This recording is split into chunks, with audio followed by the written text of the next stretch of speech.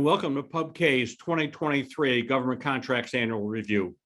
We're thrilled to have almost 4,000 registrants for this entire program. Over today and the next 2 afternoons, we'll present 7 additional sessions. We hope you'll be able to join us for most, if not all, of these sessions, but a separate registration is required for each session that you want to attend, which you can still do at the PubK website under the Annual Review tab.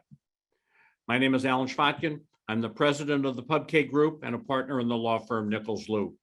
I'll be your host, facilitator, and moderator for this year's annual review. The PubK Group publishes 4 newsletters: PubK Law, PubK Compliance, PubK Cyber, and our newest, launched in mid-2022, PubK M&A. Many of you are already subscribers to one or more of these publications, and we very much appreciate your support. Some of you joining this annual review are not yet subscribers. I hope you'll consider becoming a subscriber. Information is at the website shown on the slide or is available from any of the contacts you have at the PubK Group. This conference would not have been possible without the strong support of our event sponsors, all of whom are listed on these next 2 slides. I encourage you to look at the skills and capabilities these firms have and engage with them where you can. Also new in 2022, PubK launched with Arnold and Porter a periodic podcast called Bonafide Needs, covering emerging issues and interesting interviews. We'll continue that in 2023 as well and encourage you to access them through our website. If you're interested in partnering with PubK on a podcast, we'd be pleased to discuss this opportunity with you. In lieu of speaker gifts and in honor of our sponsors, PubK is making a contribution to the Capital Area Food Bank. With the food crisis facing our communities, including the military and here in the Washington, D.C. metropolitan area, I hope you'll consider making an individual or organizational conflict of interest. Since the entire program is being held virtually, all attendees will be in listen-only mode. Your video will be disabled throughout the session. But we do welcome your questions. Use the Q&A box at the bottom of your screen. However, with so many attendees, it will not be possible to answer all of the questions in real time. We are capturing your questions and will endeavor to answer as many as possible after the conclusion of the annual review. All presentation slides are available for download from the PubK site now for this panel, and all of the slides and all of the audio will be available for download from the PubK Group website shortly after the annual review is complete. We'll send an email when this information is available for download, how to access it, and for how long the material will be available. We're also applying for continuing legal education in Virginia, California, Texas, Florida, Colorado, and Kansas. In fact, just this morning, we received approval from Florida. While we cannot guarantee approval in the other jurisdictions, we expect that acceptance within the next few weeks. Again, we'll notify all attendees when those approvals have been received. Finally, if you're interested in obtaining CLA, I hope you've registered on the website for that.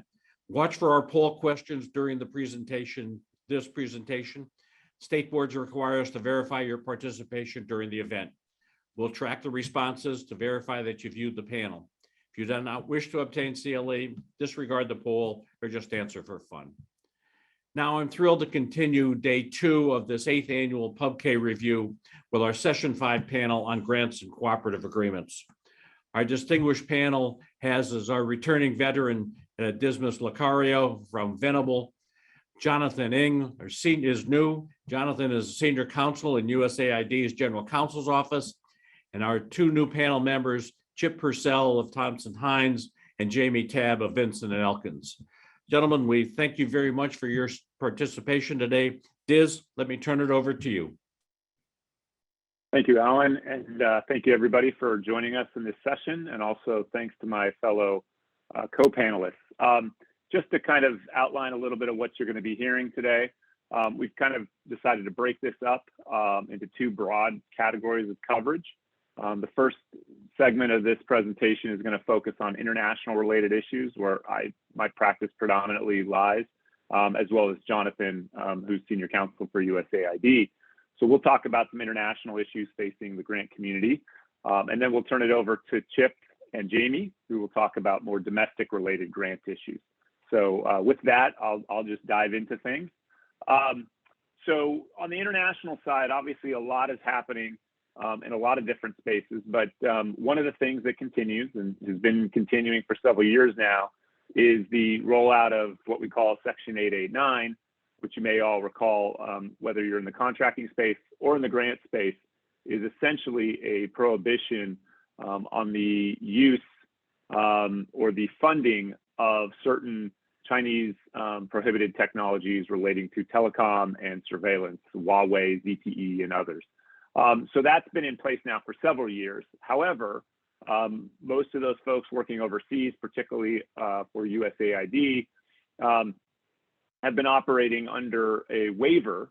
That waiver originally was set to expire earlier in 2022, but that was modified and has now been extended until end of fiscal year 28. So that will run till September 30 of 2028. But it's a limited waiver, and so it's not something that organizations should view as getting them out of compliance overall. It only applies to those supplies used or the services performed overseas. And so what does that mean? Well, so an organization operating overseas who has no other alternative may use a Huawei, devices in providing their assistance and then charge that back to the U.S. government. As we all know, in the grant context, 889 is a little more limited than it is in the FAR context, really focused on the allowability of the cost. But here on the state side, where there's ample opportunity to find other providers, that waiver wouldn't apply. So organizations doing work overseas would not be able to charge non-compliant products and services back to the grant. Domestically, they would not be able to take advantage of that waiver where they could overseas. So important distinction to recognize. The other thing that I always pound into folks when I speak about 889 on the grant side is it's very, top of mind that you're not going to be charging those non-compliant products and services directly to the government. But it's just as important to exclude those costs for services and products that are non-compliant and not subject to a waiver from your indirects. Again, stateside, there's lots of opportunity to use other suppliers, and you should not be charging indirect costs that you might be incurring at the home office or otherwise back to your grant. So make sure you're complying with that both domestically, internationally. Still some relief internationally, as there are not a lot of options sometimes in certain locales to use any other service provider than a Huawei perhaps. So that waiver has been extended for several years. Next slide. One other activity that occurred in 2022 was the winding down of what was known as the China Initiative. Very controversial in its name, as it obviously was targeting Chinese interest in US funded activity. But in February of 2022, the DOJ announced that it was terminating the China Initiative. Termination, though, is probably a little bit strong, and I'll talk about that in a second. But if you weren't aware, the initiative sought to protect US labs, universities, institutions from international espionage, essentially the funding of US programs, or the co-funding, I would say, of programs funded by the US government, receiving additional funding from China that would allow Chinese actors to gain insight and information into some of those activities. Numerous criminal actions were brought against various scientists and researchers from earlier years in the program, 2019, 2000, all the way up to 2022. But DOJ also recognized that the concept of the China Initiative was problematic. So they're not actually doing away with the program entirely, but rather broadening it to cover countries. Now it's referred to countries of concern, which is more countries than just China. So now they're referring to it as a strategy for countering nation state threats. So what does this all mean? Well, the bottom line is what we saw over the last decade or so was that the US government would fund certain research activity at universities or laboratories, and they would also receive co-funding from third parties. many of those third parties would be overseas entities.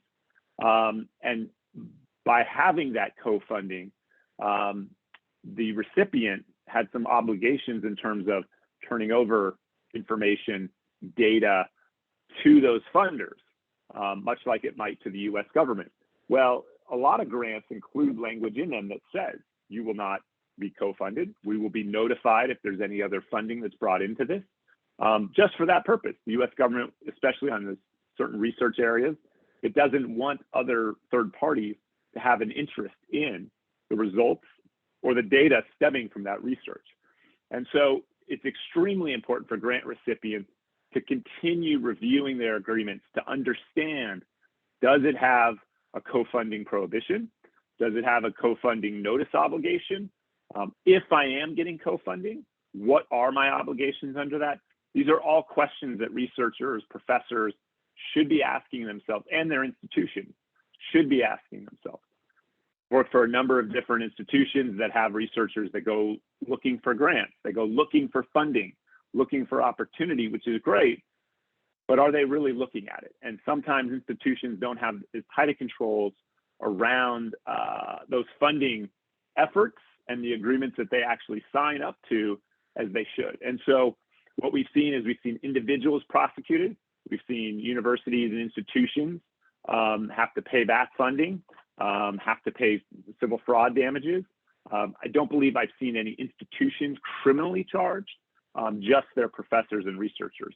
But at the end of the day, best to steer clear of the issues, that the Department of Justice is concerned about, which is the co-funding of important and strategic research by the US government, and making sure you're abiding by the terms of your grant and ensuring that you're abiding by the integrity of that.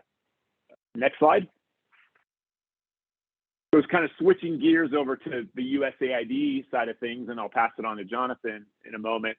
As you can imagine, the past year and the upcoming year, there's been a lot of funding with activities related to Ukraine.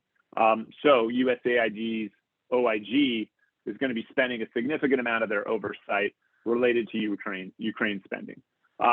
So what does that mean? Well, it means that we need to be, grant recipients that are particularly involved in the Ukraine effort need to be particularly mindful of all their requirements, making sure they're documenting things. This is something that we always face when dealing with grant-related activities in a tough situation, whether it's a third world country, whether it's a war-torn situation, even in the United States when we're dealing with, aftermaths of hurricane or disaster.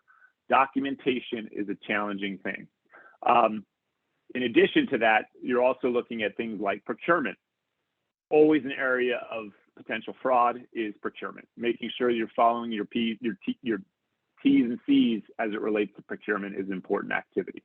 So on the Ukraine side of things, expect a lot of oversight, expect a lot of audit in that area. Some other areas, though, that we expect audit. So this is all from the USAID OIG's audit plan. Increased efforts to address climate change. So they're going to be looking at ways that they can impact climate change or take a look at things to improve climate change or address climate change. We've seen that in the government contracting side, and we're going to be seeing it in the grant side. Efforts to counter China's influence in Africa. So here, absolutely is an area rife with potential co-investment by China, allowing for extra influence in Africa. And then counter trafficking in persons, and I'm going to talk about a new law in that area as well. But that is an absolute important initiative on the part of USAID, is to address and counteract human trafficking efforts. Some top management challenges for USAID in 2023. As always, they want to optimize the conditions for their staffing and programs to succeed, looking to mitigate risk in countries. They're going to always be examining for dealing with corruption and abuse, and then looking to maximize the use of data. I think the government over the past several years has been collecting more and more data, and how they process and use that data, we see kind of an evolution every year, and I expect the same in the upcoming year. Next slide. So a couple things on the horizon. So similar to Section 889, the recent passage of the NDAA has a provision in it called Section 5949. This relates to semiconductors, that are byproducts of China as well. So it's very similar in some ways to Section 889, not identical, but we'll need to be keeping an eye on the regulations that come from that. Now, it's got a pretty long implementation period, about 5 years. So we're looking at a couple years out even for regulations, but there likely will be opportunity to comment and provide input as those regulations are developed, and how that's going to impact government grant recipients will be important to understand. It's going to have a direct impact on government contractors, obviously, that are producing and providing the government with products that have semiconductors in them. But how might it impact government grant recipients is yet to be determined. So that's something we'll want to keep an eye out for as that develops in the coming year. I mentioned human trafficking. So a very strongly bipartisan effort has been waged against human trafficking for many years, whether it was under under Obama, and then under Trump, and now under Biden. We have bipartisanship in Congress, which is new in of itself, it seems like these days. But human trafficking is one of those areas where Congress is in a unified voice trying to take a stand. It's a relatively short statute, but really what it does is it requires, so a lot of organizations have been operating under previous laws that require the notification of agencies if you're aware of human trafficking concerns. Now, what this law requires is that those agencies report those matters to the suspension debarment official for the agency. What does that mean? Well, it means that human trafficking debarment, because of potential human trafficking issues, can be ratcheted up in terms of its impact on government contractors significantly. How that's going to bleed into grant recipients, yet to be determined, but keep in mind, a debarment in the government contract side is also an exclusion on the grant side. It's a total government-wide exclusion, whether it's procurement or non-procurement. So even though you say, well, that's only on the government contract side, it still can impact an organization's ability to receive grants. So very important to keep an eye on that and how that unfolds in the coming year. The bottom line is, whenever it comes to working overseas, it's imperative that organizations have human trafficking policies and procedures that not only require training and notice to individuals about the various prohibitions, but also mandates for reporting concerns up through the organization, so the organization can take a quick and timely look at those things and report it to the authorities in the event that it's present. You'll find that primes and subs will often report on organizations as well. So you need to be mindful that even though you might not be reporting something, one of your partners could be reporting something about your business practices. So while I always advocate for my clients to report, understand you don't want someone to be reporting on you. So it's important for you to get out in front of your issues, how you might be retaining a workforce overseas, or working with third parties to retain a workforce overseas, which sometimes leads to these problems. So just a re-emphasis on the need to have strong policies, procedures as it relates to human trafficking. The last thing I'll note, and turn it over to Jonathan here, is localization. What we saw in 2022 is USAID really wanting to move towards a more focused, localized approach and presence with its programs. So with that, I'm going to turn it over to Jonathan to talk about localization. Thank you. Great, thank you, Diz. And it's a pleasure to be here with you all. So focusing on USAID and our recent localization efforts. Before I get into that, just another quick disclaimer that any opinions I share are purely my own and not those of USAID. With that, building off of what Diz is talking about also within the international context of federal grants, USAID's renewed focus on localization really got kicked off in November 2021 through our current administrator, Samantha Powers' new vision for global development. And although localization and efforts to work with local partners is not new, this really helps signal why this remains a key priority for our current administrator. And basically in the past, it's been shown that we've still had some challenges. We still have challenges now in terms of working more with local partners. And so really it's not so much the why is this important, but how do we do this in a way that we can continually improve? Next slide, please. We have a new localization website. There are various localization initiatives that have been undertaken over the last few years. And that website helps to kind of consolidate everything together, which is helpful. And we define localization here as the set of internal reforms, actions, and behavior changes that we are undertaking to ensure our work puts local actors in the lead, strengthens local systems, and is responsive to local communities.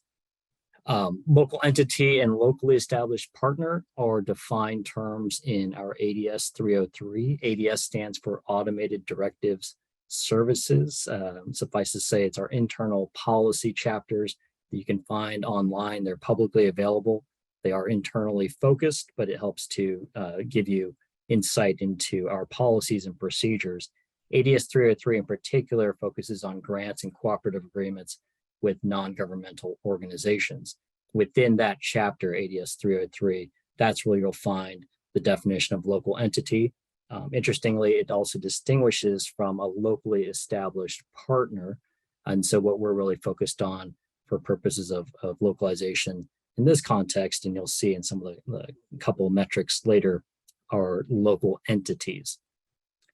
And I'd highlight also USAID's local capacity strengthening policy, which is a relatively new policy. You can read more about that, but that also falls under the rubric of our ongoing localization priorities. Next slide, please.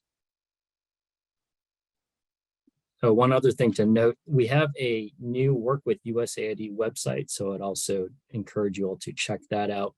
It's workwithusaid.org. Again, trying to be public facing, external facing to help not only new and local partners, but frankly, any kind of partners to work with USAID better and to better understand our award process.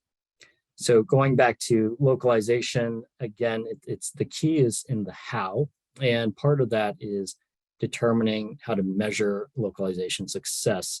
So with this renewed emphasis on localization at USAID, we issued 2 new targets to help kind of track success over time. The first is USAID aims to provide at least 25% of all of our program funds directly to local partners by the end of fiscal year 2025.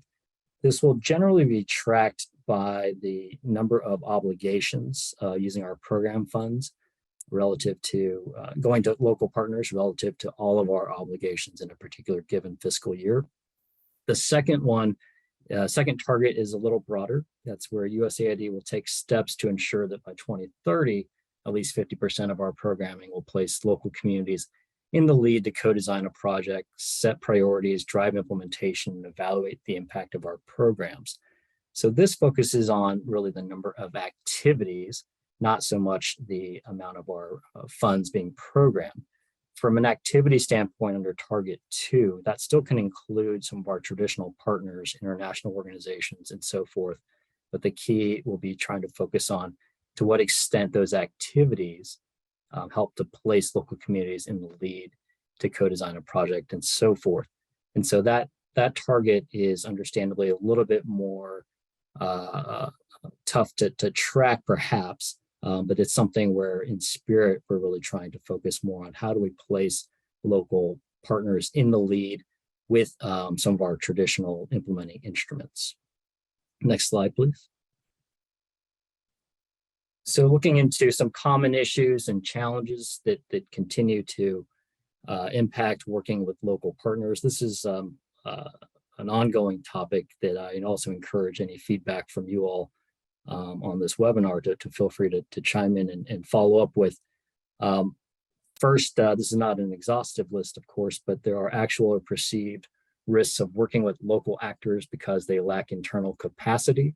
That should be distinguished from other kinds of capacity, whereas in terms of program delivery, here we're really focused on or talking about internal capacity related to managing the award itself. So on the financing side, sometimes legal support, reporting, in complying with various audit requirements. Another ongoing challenge are language barriers, especially when we're talking about other countries. UEI and SAM registration. So there have been, I've heard some challenges recently with obtaining the unique entity identifier, the UEI, and that whole change in that process. And then SAM registration in general still tends to be something that remains a challenge for many organizations, especially when you're new to working with the US government. There are pre-award risk assessment challenges, perhaps that local organizations in particular can face.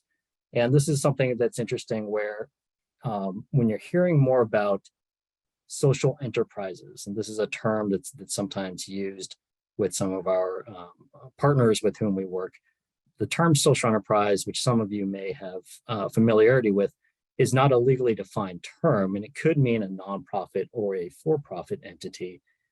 Typically, you're defined as kind of putting your social mission first, and you might pursue that mission with some kind of commercial means to pursue that mission, but you can be a nonprofit or a for-profit. And so if you're a local organization that self-defines itself as a social enterprise, sometimes that gets confusing from a terminology standpoint. And that could have implications for how the Uniform Guidance Regulations apply to you, but also on some of the pre-award risk assessments and some of the certifications and representations you make. So sometimes the terminology that's being used can be sometimes pretty challenging. And then certainly there are some other practical challenges that may exist, and that's where we are. I would love to hear any kind of feedback. I think we're always open to hearing how we can improve upon that. Next slide, please. And so some things I would like to highlight here would just be some good existing approaches that provide hopefully an avenue to working better with local organizations. These aren't new approaches, but some things I would like to just highlight. The first is our annual program statements. And so this is shorthand for APS. And this is kind of a pre-application notice of funding opportunity. It's not sometimes well understood as to exactly how these work. And so I hope to kind of break it down and share that with you here. An APS is one type of solicitation for grants and cooperative agreements that USAID puts out. And this involves, the great thing about this is this involves or encourages organizations to submit concept papers, not a formal application yet to a potential grant or cooperative agreement opportunity, but it encourages organizations to submit a concept note with an initial idea. And it's not a formal application yet, so therefore you don't have to obtain a UEI or register in SAM yet. And the benefit of that is that it enables us to give you a quicker assessment of whether or not we think there might be a good fit, whether or not you have a good idea, and then it's worth proceeding. As you can imagine, it could be very frustrating to have to go through the UEI and SAM registration process, submit a full application, and then only to be told no. And so you can hopefully help to save a lot of time and initial frustration through this kind of process. And so again, this is a type of notice of funding opportunity that's existed for quite a while, but I wonder to what extent others are still familiar with it. And I think it's very helpful, particularly from a localization standpoint. With that as well, in terms of addressing some of the language requirements, we require English as being the formal and official language for all of our award documentation. However, nothing prohibits organizations from submitting concept notes in their local language. It does not have to be in English because, again, this is not a formal application yet. So hopefully that helps to pave the way to make it a little bit easier to at least submit an idea initially and to determine if there's a good fit and then to move on in the process. Another thing I would highlight that is helpful for local actors in particular are the restricted eligibility requirements for smaller awards or specifically for developing local entities' capabilities. And going back to our ADS 303 internal policy, this was recently revised internally, and specifically the sections you see here on this slide, 303.365, under restricted eligibility. So limiting competition specifically for local partners. This ideally gives makes it a little bit easier for local partners to receive awards, grants, and cooperative agreements from USAID based on pre-approved conditions or programmatic rationales as decided by USAID staff for specifically local organizations. And this has been changed. These are now called determinations to restrict eligibility. And one of the key tweaks here in our internal revision is that this determination can now be made by our program staff or at a higher leadership level, but it's not going to be made by the agreement officer. And so what that does is that it enables missions and other parts of USAID that ideally are working with some of these local communities to be able to make some of these programmatic and policy decisions on their own as they see fit. So that provides a little bit more flexibility from a competition standpoint. And then the last two points I will highlight, again, are existing types of federal grant instruments, but I think lend themselves to working really well with local partners. And the first is a fixed amount award, which is a type of grant or cooperative agreement. It's a variation of a grant or cooperative agreement where the cost principles do not apply. Instead, you can use the cost principles or other pricing information as a guide in developing typically milestones in which payments are made upon the achievement of milestones, not for reimbursing costs. So the practical implications there from an award administration perspective is that it should reduce some of the administrative burdens, not only for the partner, the recipient, but also for USAID in terms of tracking costs and reimbursing those costs, but also in some of the reporting and potentially some of the audit requirements that are going to be focused more on performance, not on the cost reimbursement side of things. And then on simplified grants, this is something that is found again in ADS 303. You won't find a reference to this in the uniform guidance, but simplified grants are supposed to be simplified in terms of less terms and conditions, as the name implies, simplified, less terms and conditions than a traditional grant or cooperative agreement, capped at the simplified acquisition threshold, which is currently $250,000. And I would highlight, you can find a template of some of those terms and conditions under ADS 303 MBX. It's a reference document that again is publicly available.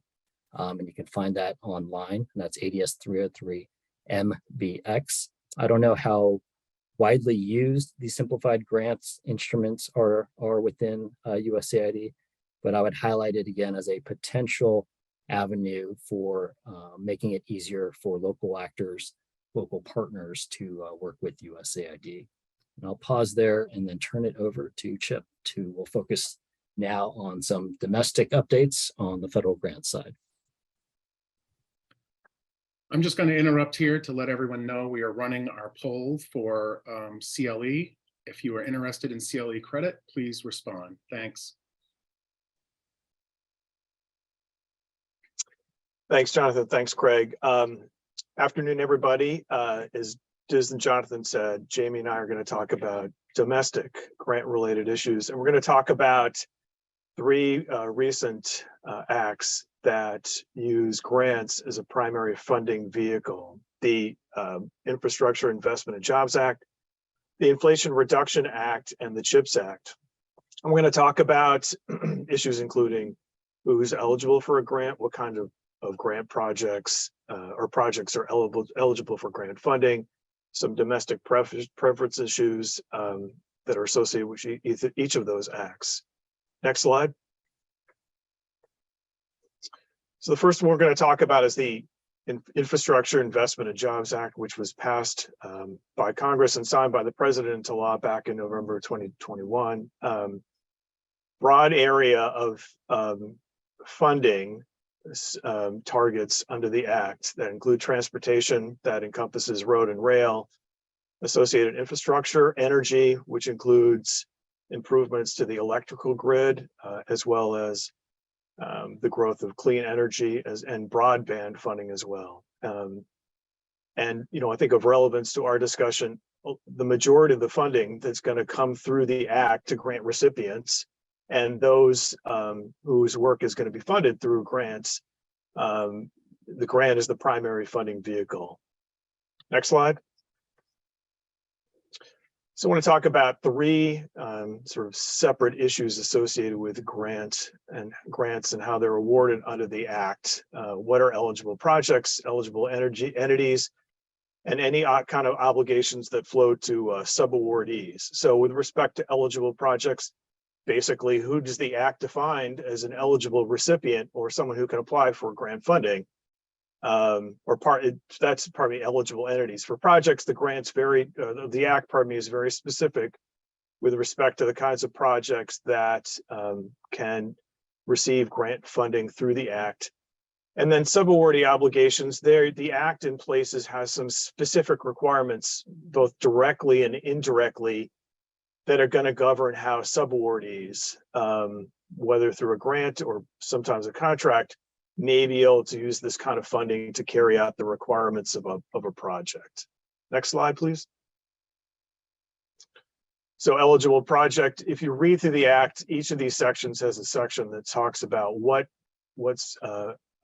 falls within the scope of an eligible project. So in looking at each of these areas of funding, it's important to understand what kind of projects could receive funding. And the example there is section 11,118, Bridge Investment Program, which defines an eligible project as a project to replace, rehabilitate, preserve, or protect one or more bridges in the National Bridge Inventory. So it's a bridge that falls within the, is listed on that inventory. So only projects for bridges that meet that requirement could apply for grant funding. The Act in places too talks in some detail about how or what kinds of restrictions are going to be attached to the funding that's going to be provided under the Act. So the example there of section 11,401, grants for charging and fueling infrastructure, has a section that talks in part about the purpose of the funding as well as limitations on the use of grant funds. So purpose is grant funds to contract with a private entity for the acquisition and installation of publicly accessible electrical vehicle charging infrastructure. And then limitations on use, there are restrictions on where the infrastructure could be placed, operating assistance, and the use of revenue. So again, important to understand as whether an entity applying for a grant or someone who may, through say a state, be eligible to receive funding to carry out the purposes of a project, understand what kinds of restrictions may be applied. Next slide.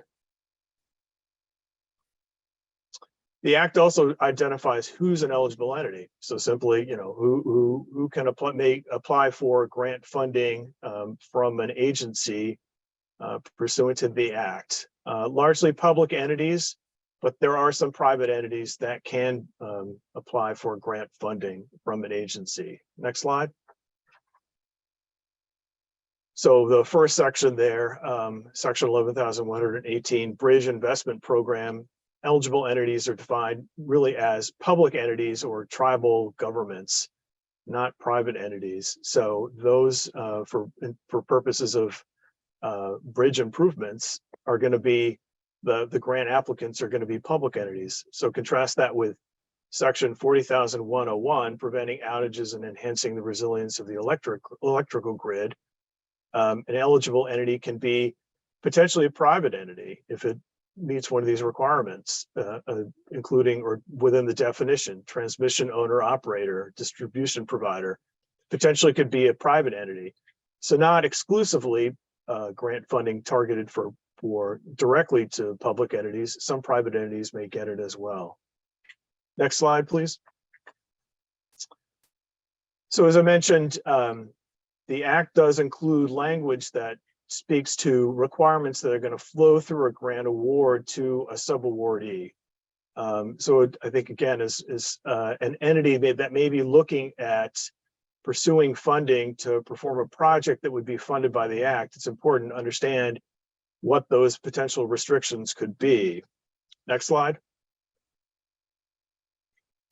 So looking at this example, again, we talk about the section that speaks to grants for charging and fueling infrastructure there's language that speaks both to the contractor qualifications, because here the section talks about contract awards, as well as terms of the agreements.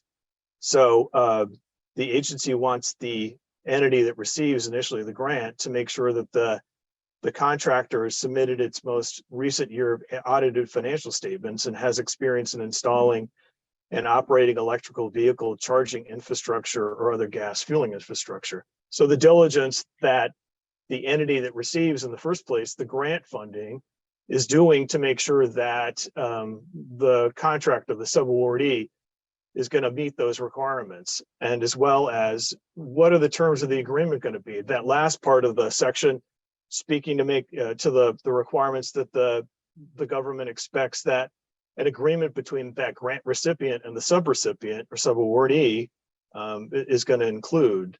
So again, important to understand on both sides of that arrangement what those requirements could be. Next slide. And a more direct obligation that the Act speaks to here, that these are requirements that with respect to this section 60,102, grants for broadband development, that a subgrantee has to agree to. I mean, presumably these would be terms of an agreement. So adherence to quality of service standards, compliance with cybersecurity, supply chain risk management practices, all things that the sub-awardee, the sub-grantee is going to be expected to comply with. Obviously, in putting together an agreement with that sub-grantee, the grant recipient is going to have to make sure that they've got an agreement that encompasses all these aspects. So again, very specific to the Act. Next slide, please. So just in terms of, this is just for informational resources purposes, just highlighting that agencies have set up, particularly with this Act, which has been out for, was passed more than a year ago, and as grant opportunities are being identified and people are starting to actually apply for and receive grant funding, making sure that parties that are interested in pursuing potential grant opportunities know where to look for those opportunities. And next slide, please. There's a screenshot here of the Department of Energy's funding announcements under the Act, which is current, I think, as of a couple of weeks ago. And you can see, and this is not all of them, but the many different funding opportunities in their different stages and what the potential response due dates may be. So looking at each of these agencies that are receiving funding through the Act to make grant awards, where they are in terms of their process, what those potential opportunities may be. So I'm going to turn it over to Jamie now. Great, thanks, Chip. Good to be with everybody. Thanks for having us. I'm going to speak briefly about a section of the IIJA called Build America, Buy America. This is similar to what Diz was saying earlier about consistency between administrations. This is another one of those rare areas where the Trump administration and the Biden administration have been remarkably consistent in terms of policy. Both administrations have really focused on strengthening Buy American rules. And so you see the key provision of this Build America, Buy America provision on the screen here. None of the funds made available for a federal financial assistance program for infrastructure may be obligated for a project unless all of the iron, steel, manufactured products, and construction materials used in the project are produced in the United States. So it's a fairly typical Buy American sounding provision. You can see that there are going to be waivers available in certain circumstances, but the guidance that's been released thus far makes it clear that the government is going to approve waivers judiciously and only if absolutely necessary. Next slide, please. So one interesting aspect of the Build America, Buy America portion of the Infrastructure Act is that these domestic preference requirements do apply to all federally funded infrastructure projects, not just the projects funded by the infrastructure bill itself. So that's an interesting aspect. And as Chip mentioned earlier, the concept of infrastructure is defined broadly in the Act. I'll just read it here quickly. It includes at a minimum structures, facilities, equipment for roads, highways, bridges, public transport, dams, ports, harbors, other maritime facilities, intercity passenger and freight railroads, freight intermodal facilities, airports, water systems, electrical transmission facilities and systems, utilities, broadband infrastructure, buildings, and real property. Also includes equipment and facilities and structures that generate, transport, and distribute energy, including electrical vehicle charging stations. So the Act defines infrastructure broadly. The guidance that's been released by the department, by the Office of Management and Budget, also encourages agencies to apply the concept of infrastructure even more broadly than the specific examples listed in the statute itself. So this is actually going to be a pretty big change, because the current uniform guidance that applies to grants and other financial assistance more generally really only has this kind of wishy-washy domestic preference language that I've got at the bottom of the slide here that says agencies should use domestic preferences to the greatest extent practicable. So at least for projects that involve infrastructure, this will be a significant change with some real requirements. Next slide, please. And the Act explains that produced in the United States means slightly different things depending on the types of products that we're talking about. You can see here for iron and steel products, it's all the manufacturing processes from the initial melting through the application of coatings. For construction materials, it's all manufacturing processes. And for manufactured products, it's the end product itself must be manufactured in the United States, and the cost of the components made in the United States must exceed 55% of the cost of all of the components. That last test is pretty similar to what we see in the federal procurement context under the Buy American Act, although under the BAA, the domestic content percentage is now up to 60%. So a slight difference there. Next slide, please. And I've mentioned a few things about the OMB guidance that was issued this past year. A few additional points. That the guidance does discuss the waiver process. Agencies are going to be required to post on the internet all potential waivers. There's a 15-day comment period for specific waivers, and then a 30-day comment period for waivers of more general applicability. Again, the guidance makes clear that any waivers are going to be limited to the specific number of projects necessary, very targeted and conditional if possible. And the guidance also provides some initial thoughts on how the provisions of the Act applicable to construction materials are going to be applied.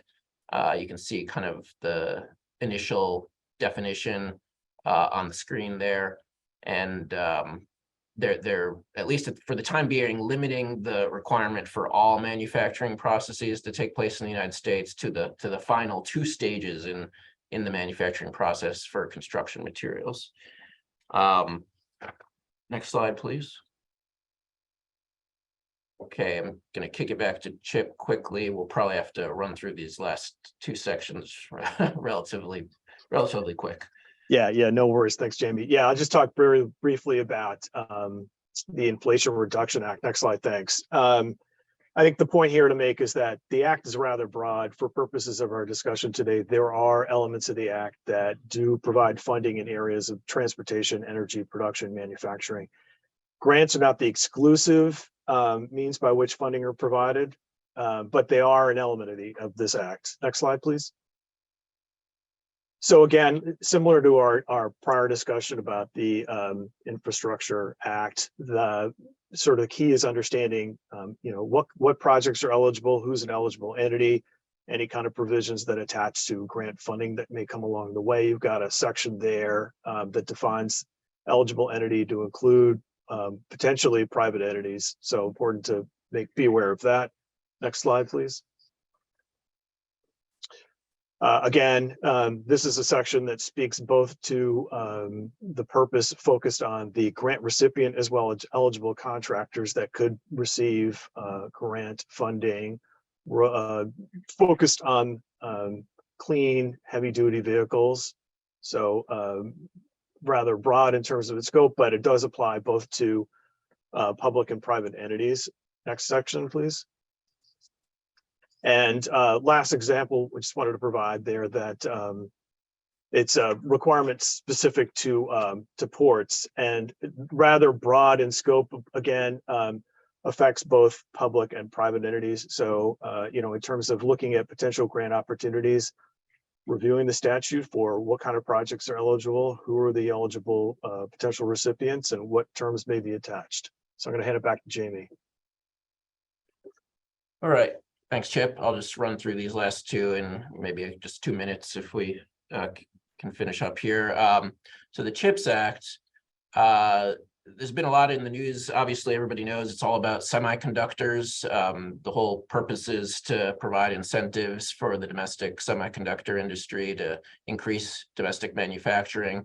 One interesting piece of this that I actually wasn't aware of is this program actually originated from the National Defense Authorization Act for fiscal year 2021, which was passed previously. The CHIPS Act, what it does is it funds that program and makes some amendments to the prior statutory language.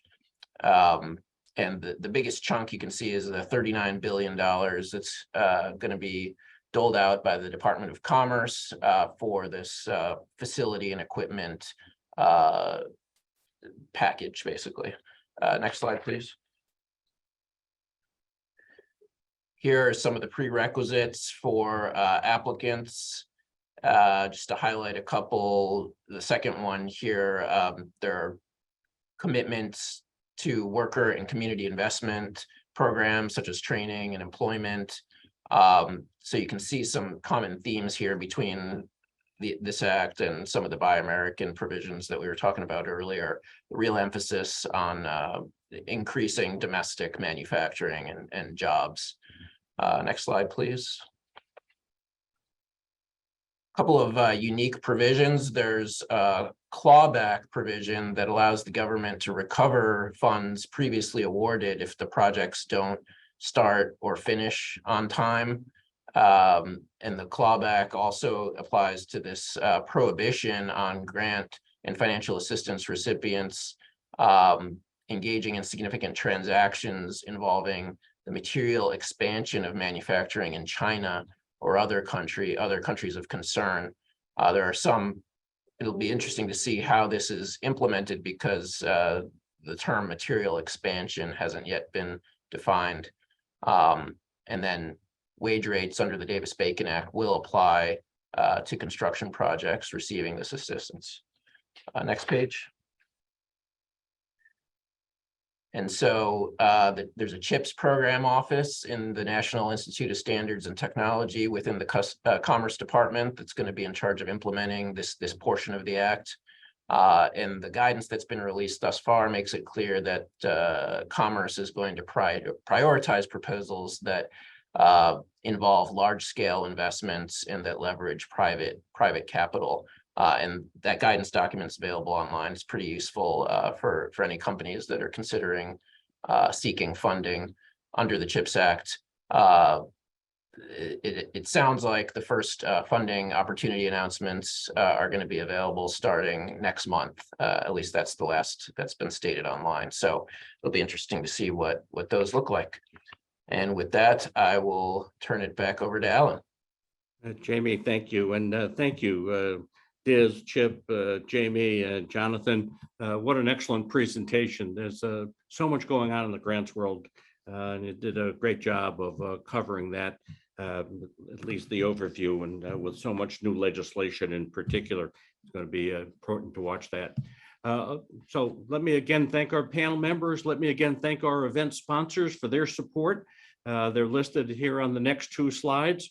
We couldn't have done this program without them. Thanks and enjoy the rest of your day.